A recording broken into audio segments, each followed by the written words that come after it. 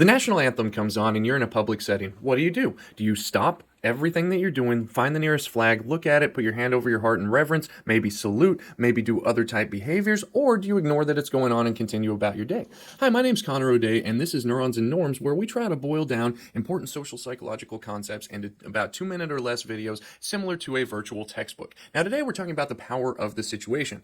Now, we're not going to get into a protracted debate about what you should or should not do in that moment. What we're going to talk about is how people's behavior might be influenced by that situation, especially when they don't have a very strong attitude toward that particular behavior. Now, some of you out there, no matter what is going on, no matter what everybody else is doing, you are going to behave in the exact same way that you have always behaved when the national anthem comes on. Nothing's going to change that. That means that you have a very strong attitude toward that thing, and your behavior is less likely to be impacted by the environment. Other people who have a less strong attitude toward that behavior might actually be more impacted by the environment or the social setting. If they see everybody else around them is removing their hat, they'll probably be more likely to do that. If they see everybody else is milling around and going about their day and ignoring it, they're probably going to be less likely to do that. And that's the power of the situation. This is similar to, let's say that you have a fire pit at home, nobody else is around, you're probably not going to jump over the fire. Whereas if everybody else is doing it or telling you to, you're probably going to be more likely to do it. And that's because peer pressure is a real thing.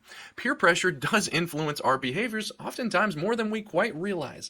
And when it comes to social situations, a lot of times people are likely to actually downplay the power of the social situation. This is called fundamental attribution error, where we ignore the social situation and make judgments about people based on personality dispositions. Take, for example, you were in traffic and got cut off by someone. What's your immediate thought? Well, they're probably a jerk. What you don't think about is maybe they have a kid in the back seat who hurt their arm really bad and they need to get to the hospital really quickly, and that's why they were in a hurry and cut you off. A lot of times we have a tendency to make dispositional judgments rather than situational judgments in that moment. Again, that's fundamental attribution error, where we overlook the power of the situation.